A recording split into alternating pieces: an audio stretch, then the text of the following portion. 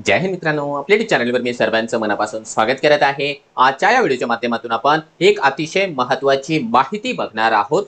ज्या उमेदवारांचं self certify मध्ये काही मिस्टेक झालेल्या आहेत, मीडियम चुकलेला आहे किंवा समांतर आरक्षणाच्या संदर्भामध्ये काही चुकीची माहिती अपलोड केलेली आहे, अशा उमेदवारांनी आता नेमकं काय करायचंय? कारण साहजिक आहे, त्यांनी जर का त्यांना आलेल्या सगळ्या पसंती क्रमाला जर का या ठिकाणी लॉक केलं तर डॉक्युमेंट व्हेरिफिकेशन मधून त्यांचं डिस्क्वालिफिकेशन होणं जवळजवळ 100% निश्चित आहे।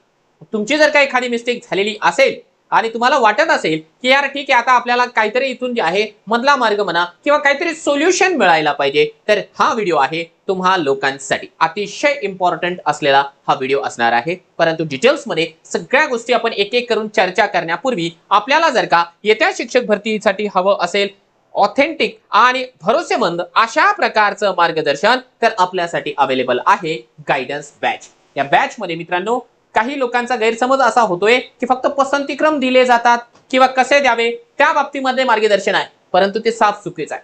पसंतीक्रम या बॅचचा एक भाग आहे, परंतु याच्या व्यतिरिक्त जे आहे यामध्ये सर्वाधिक महत्त्वाचं जर का काही असेल तर ती गोष्ट मित्रांनो या ठिकाणी आहे पवित्र पोर्टल शिक्षक भरतीचा एक कंप्लीट कोर्स आहे। तो आहे व्हिडिओ सिरीजच्या माध्यमातून शिक्षक भरतीच्या ज्या काही कॉमन प्रश्न असतात, ज्या काही कॉमन समस्या असतात, प्रत्येक समस्येचं जर का समाधान कुठं असेल एक्सपर्ट गायडन्स या बॅच मध्ये, तर तो इथे आहे, व्हिडिओ सिरीज मिळणार आहे। मी स्वतः जे आहे मागच्या एवढ्या वर्षांच्या अनुभवाच्या बेसिसवर जी काही माहिती तुमच्यापर्यंत पोहोचवतो आहे ते आहे सर्वाधिक महत्त्वाचं। याच्याशिवाय तुम्हाला पसंती क्रमाच्यासाठी जे आहे योग्य ते मार्गदर्शन केलंच जाणार आहे, त्या बाबतीमध्ये नो डाऊट आहे। परंतु ज्या काही तुमच्या समस्या असतात, कशाच्याही समस्या असू द्या, डॉक्युमेंटच्या समस्या, मीडियमच्या समस्या, आयत्या वेळेला उद्भवलेल्या काहीही समस्या, त्या समस्येचं रामबाण उपाय लाईव्ह सेशनच्या माध्यमातून प्रश्न उत्तराच्या स्वरूपामध्ये तुम्हाला मिळणार आहे आणि मिळतोय। मागच्या 1-1.5 महिन्यापासून हे मार्गदर्शन मिळतो देखील आहे। या गोष्टी तुम्हाला हव्या असेल, इंटरव्ह्यूला सिलेक्शन झालं, डेमोची तयारी असेल, अगदी छोट्या मोठ्या गोष्टी असेल, पाठटाचन असेल, सगळ्या बाबतीमध्ये तुम्हाला मार्गदर्शन। त्याच्याशिवाय चर्चा करण्यासाठी टेलिग्रामला ग्रुप आहे, हक्काचा ग्रुप आहे, वायफळ बळबळ नाही। त्या गोष्टी आपल्याला हव्या आहेत, त्याच गोष्टी आपल्याला त्या ठिकाणी डिस्कशन करता येणार आहे। बऱ्याच गोष्टी आहेत, बऱ्याच गोष्टी याच्या व्यतिरिक्त तुम्हाला मिळतील। त्यासाठी तुम्हाला फक्त काय करायचं आहे, तर ही जी गायडन्स बॅच आहे मास्टर टीचर या ऍप वरती तुम्हाला मिळेल। आपण डाउनलोड करा, 4 लोकांना विचारा, त्यानंतर जे आहे तुम्ही या ठिकाणी जॉईन करा। पहिले इस्तेमाल करे फिर विश्वास करे। आपला हा काही प्लॅटफॉर्म आजचा नव्हे, ठीक आहे, फार वर्ष झालेली आहेत आपल्या प्लॅटफॉर्मला, ही सांगायची गरज भासू नये, परंतु तरी देखील मी तुम्हाला सांगतो। एनिवे, चला आता जाऊया आपल्या मुख्य मुद्द्याकडे। बघा मित्रांनो, या ठिकाणी जे आहे महत्त्वाचे जे काही प्रॉब्लेम्स झालेले आहेत उमेदवारांना आपल्या सेल्फ सर्टिफायच्या कॉपीमध्ये, त्यावरती आपण थोडक्यामध्ये चर्चा करूया। सुरुवात करूया जे माध्यम ज्यांचं चुकलेलं आहे त्यांच्याकरिता। बघा, माध्यमासाठी ना आपल्याला 2 या ठिकाणी वर्ग फार महत्त्वाचे आहे, एक तर 10वी आणि दुसरं म्हणजे या ठिकाणी प्रोफेशनल क्वालिफिकेशन, पीक्यू लिहितोय, पीक्यू म्हणजे प्रोफेशनल क्वालिफिकेशन। यांचे जे काही माध्यम असणार आहे ते माध्यम आपल्यासाठी सर्वाधिक महत्त्वाचे आहेत, कारण आपल्याला येणारे जे काही पसंतीक्रम आहेत या माध्यमाच्या बेसिसवर येणार आहे। 10वीचं मीडियम जे आहे तुम्ही त्या माध्यमासाठी पात्र आहे। तुमचं प्रोफेशनल क्वालिफिकेशन म्हणजे डीएड असेल, बीएड असेल, बीपीएड असेल, एमपीएड असेल, एमएड असेल, त्या गोष्टी त्याच्या मीडियमच्या बेसिसवर तुम्हाला जाहिराती या ठिकाणी दाखवल्या जाणार आहे। हा एक महत्त्वाचा मुद्दा आहे। आता ज्या लोकांचं 10वीचं मीडियम जे आहे सेमी मीडियम आहे, त्या लोकांना थोडासा प्रॉब्लेम क्रिएट होताना मला दिसतोय। सेमी इंग्लिश आहे, ज्या उमेदवारांचं 10वीचं जे आहे सेमी इंग्लिश आहे, अशा उमेदवारांचं काय होतं माहिती का, फक्त मॅथ सायन्स आहे, मॅथ सायन्स आणि आणखी इंग्लिश हा विषय इंग्लिश मध्ये राहील। बाकीचे जे विषय असतात त्यांना, उदाहरणार्थ दुसरी लँग्वेज असेल, मराठी आहे, त्याच्यानंतर आपण असं म्हणूया की इतिहास आहे, त्याच्याशिवाय जे आहे भूगोल आहे किंवा इतर विषय आहेत, हे सगळे जे विषय आहे मराठीमध्ये शिकवलेले आहे। मग सेमी इंग्लिश वाल्यांना त्यावेळेस मी वारंवार जे आहे वेगवेगळ्या व्हिडिओच्या माध्यमातून सांगितलं होतं की ज्या उमेदवारांचं मीडियम जे आहे सेमी इंग्लिश आहे त्यांनी इंग्लिश मीडियम करू नका। बऱ्याच जणांचं त्या पद्धतीने जे आहे गैरसमज झाला होता। त्याचा मीडियम जे आहे, जर हे मराठीमधून शिकलेले असाल तुम्ही, तर मग तुम्ही मराठी टाकणार आणि हे जर का उर्दू मधून शिकलेले असाल तर उर्दू टाकणार। लक्षात आले? हे या विषयाचा अभ्यास तुम्ही ज्या माध्यमातून केलेला आहे ते माध्यम तुम्हाला या ठिकाणी टाकायचं होतं, परंतु आता मॅक्झिमम लोकांनी मराठी किंवा आपलं जे मूळ मीडियम आहे ते टाकलेलं आहे. परंतु जर चुकलेलं असेल, जर चुकून तुम्ही या ठिकाणी जे आहे सेमी इंग्लिशला इंग्लिश मीडियम तुम्ही सेल्फ सर्टिफाय मध्ये टाकलेलं असेल, तर आता काय करायचं आहे? तर आता एकच काम करायचं आहे की या 10वीच्या इंग्लिश मीडियमच्या बेसिसवर तुम्हाला जे काही प्रिफरन्सेस आलेले आहेत ते प्रिफरन्सेस तुम्हाला द्यायचे नाहीत, ब्लॉक करायचे नाही. उदाहरणार्थ काय, आता तुमचं 10वी झालं, त्याच्यानंतर तुम्ही काय केलंय, डीएड केलंय. आता डीएड मराठी माध्यमातून केलंय, मराठी माध्यमातून केलं, मग अशा कंडिशन मध्ये काय होईल, तुम्हाला मराठी माध्यमाचे पसंतीक्रम येतील डीएडच्या बेसिसवर, सेमी इंग्लिशच्या बेसिसवर इंग्लिशचे प्रिफरन्सेस येतील. मग अशा कंडिशनला इंग्लिश मीडियमचे जे पसंतीक्रम आहेत ते तुम्ही द्यायचे नाही, फक्त तुम्हाला लॉक करायचं आहे मराठी माध्यमाचे प्रिफरन्सेस. असंच झालंय बऱ्याच उमेदवारांचं, असंच प्रॉब्लेम आहे की जर समजा आता याच्या व्यतिरिक्त इथे तर प्रॉब्लेम फार जास्त सिरियस नाहीये, परंतु समजा डीएड केले किंवा याच्यानंतर जे आहे तुम्ही बीएड केले आणि बीएडचं मीडियम आहे तुमचं इंग्लिश, ठीक आहे, बीएडचं मीडियम आहे तुमचं इंग्लिश. मग अशा कंडिशन मध्ये इथे इंग्लिश म्हणजे तुम्ही केजी टू पीजी इंग्लिश विषय असं मीडियम ठरवलं जातं आणि तुम्हाला प्युअर इंग्लिश मीडियमच्या जागा येतात, त्यासाठी तुम्ही पात्रच नाहीयेत. मग अशा कंडिशन मध्ये हे जे काही प्युअर इंग्लिश मीडियमच्या जागा तुम्हाला दाखवल्या जातील याला आपल्याला प्रिफरन्स द्यायचा नाही, ब्लॉक करायचा नाही. तुम्हाला दाखवला जाईल कारण तुमच्या सेल्फ सर्टिफाईची कॉपी मध्ये लिहिलेलं आहे, तुम्हाला दाखवल्या जातील, पण तुम्हाला त्या ठिकाणी पसंतीक्रम देता येणार नाही. मग त्याच्या बदल्यात काय करायचं, त्या बदल्यामध्ये तुम्हाला काय करावं लागेल की जे याच्या बेसिसवर ना तुम्हाला प्युअर इंग्लिश येईल आणि दुसरी महत्वाची गोष्ट म्हणजे तुम्हाला सेमीच्या पण जागा येतील, सेमीच्या. मग अशा कंडिशनला फक्त तुम्ही सेमीलाच या ठिकाणी लॉक करायचं, सेमीलाच लॉक करायचं. ही पहिली कंडिशन झाली. आता दुसरी कंडिशन तुम्हाला एक सांगतोय की ज्या उमेदवारांमध्ये मला सर्वाधिक भीती दिसली किंवा ज्यामध्ये सर्वाधिक मिस्टेक ज्यांच्या झालेल्या आहे ते म्हणजे बीएडचं मीडियम आहे तुमचं, बीएडचं मीडियम आहे. बीएडचं मीडियम जे आहे खऱ्या अर्थानं तुमचं मराठी असायला पाहिजे होतं, परंतु तुम्ही जे आहे उत्तर लेखनाची भाषा जी आहे इंग्रजी असल्या कारणाने इंग्रजी या ठिकाणी लिहून टाकलेलं आहे आणि आता झालेला आहे घोळ. ठीक आहे, तुम्ही बीएडला ऍडमिशन घेतलं त्यावेळेस कॉलेजवाल्यांनी तुम्हाला काय काय सांगून दिलेलं असेल ते तुम्हाला माहित, तुमचं त्या कॉलेजचं जे मीडियम आहे ते मराठी आहे, परंतु आता तुमच्या लक्षात आलेलं आहे की आता आपण इंग्लिश टाकून दिलेलं आहे. आता इंग्लिश का बरं टाकलं, कारण त्या कॉलेजवाल्यांनी तुम्हाला अलाउ केलं होतं की उत्तर लेखनाची भाषा मीडियम ऑफ इन्स्ट्रक्शन इंग्लिश असं दिलेलं आहे. त्या ठिकाणी बऱ्याच जणांच्या जो रिझल्ट आहे त्या रिझल्टवर लिहिलेला आहे, पण मीडियम ऑफ इन्स्ट्रक्शन इंग्लिश याला आपण इंग्रजी माध्यम समजू शकत नाही, त्यासाठी क्लिअर कट इंग्लिश मीडियम लिहिलेलं असायला पाहिजे. जर आपल्या रिझल्टवर मीडियम मेन्शन आहे मीडियम इंग्लिश, नो इश्यू, काही प्रॉब्लेम नाही, मग कॉलेजचं मीडियम पाहिलं जाणार नाही.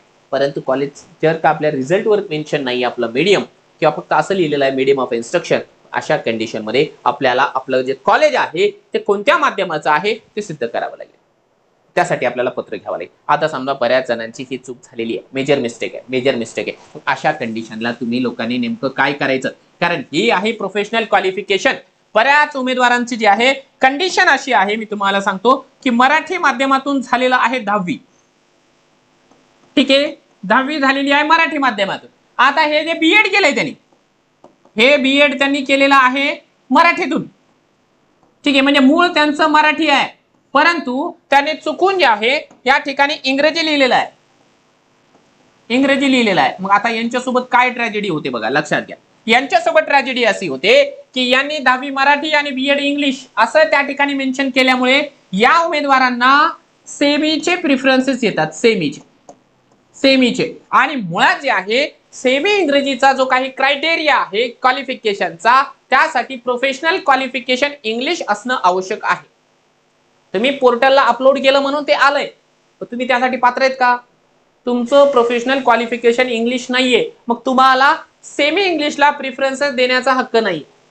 अशा कंडिशनला काय करावं लागेल, फक्त आता तुम्ही काय करायचं, हे जे तुमचं 10वीचं मीडियम आहे मराठी, या मराठी मीडियमच्या बेसिसवर आलेले जेवढे काही मराठीच्या शाळा आहेत, मराठीच्या शाळा, फक्त त्याला प्रिफरन्सेस द्यायचं, त्यालाच प्रिफरन्सेस द्यायचं, सेमीला प्रिफरन्सेस द्यायचं नाही. सेमीला प्रिफरन्स दिलं तुमचं सिलेक्शन झालं, तुम्ही डिस्क्वालिफाय होणार आहे, सर्रासपणाने डिस्क्वालिफाय होणार आहे.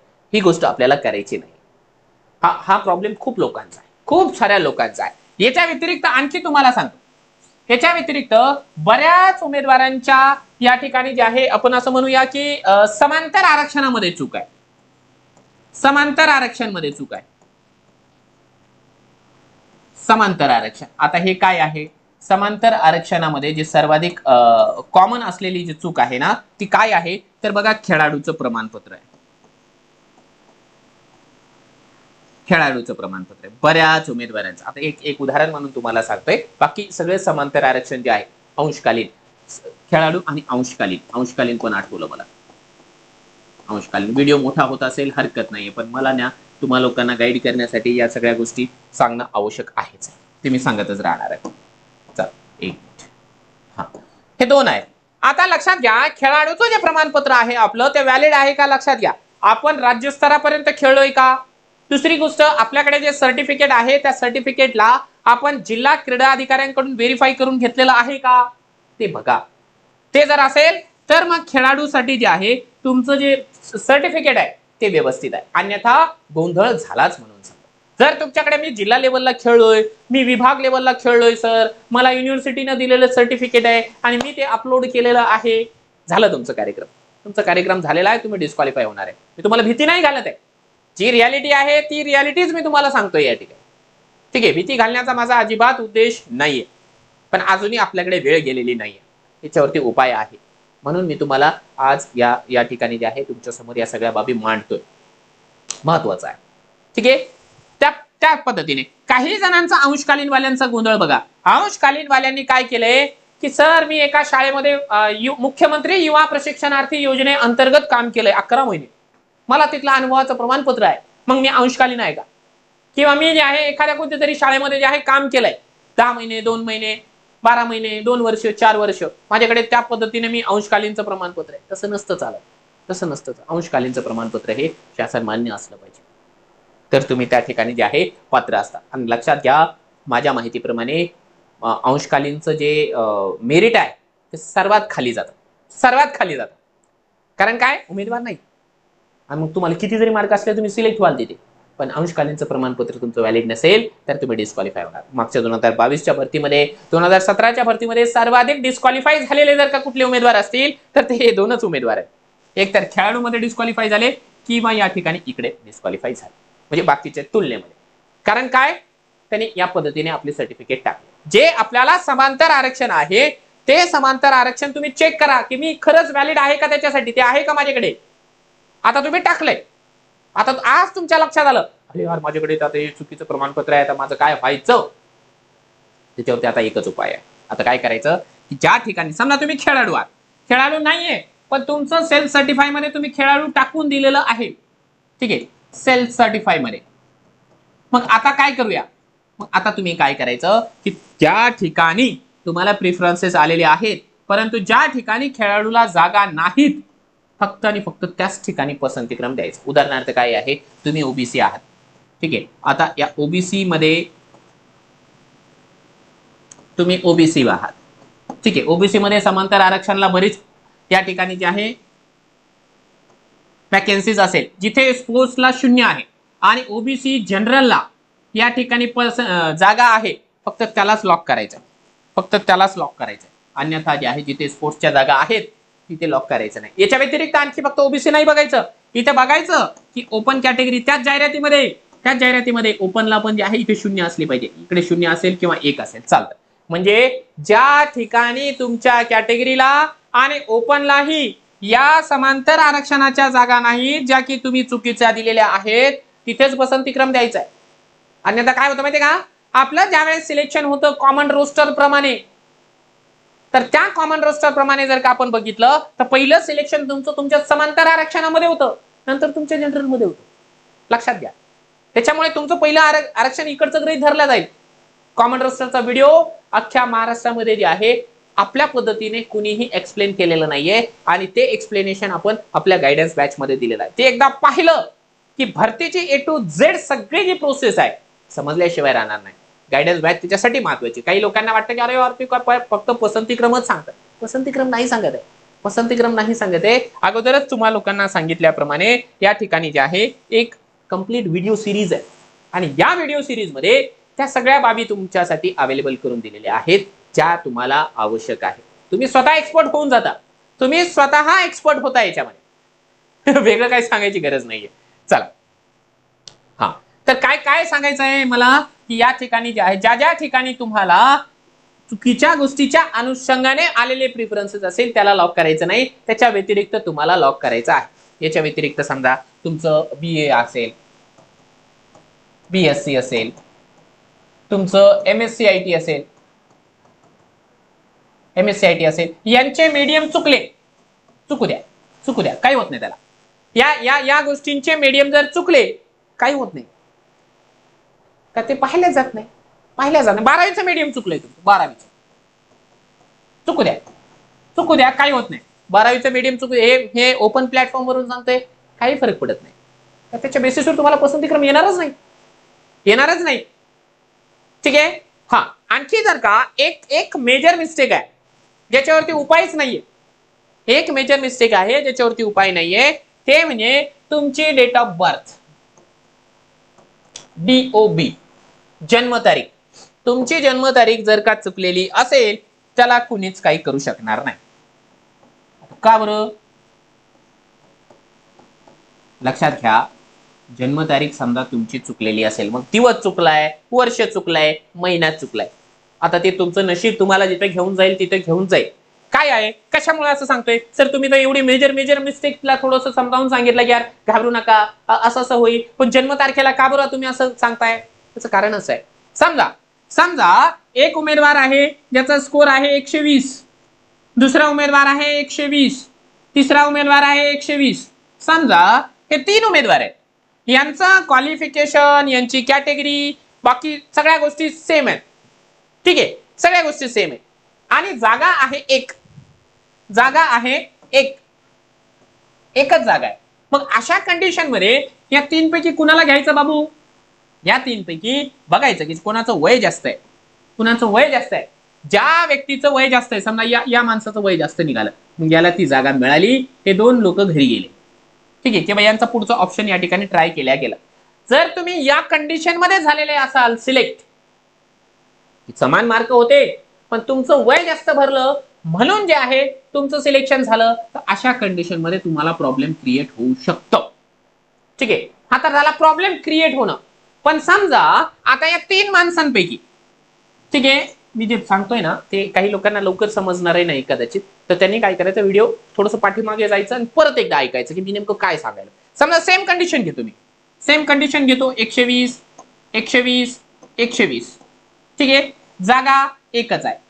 अशा कंडिशन मध्ये तुमचं नुकसान देखील होऊ शकतं. काय आहे, तुमचं वय होतं जास्त, तुमचं वय जास्त होतं, पण तुम्ही चुकून कमी टाकलाय, म्हणजे तुमची जन्मतारीख चुकली आहे.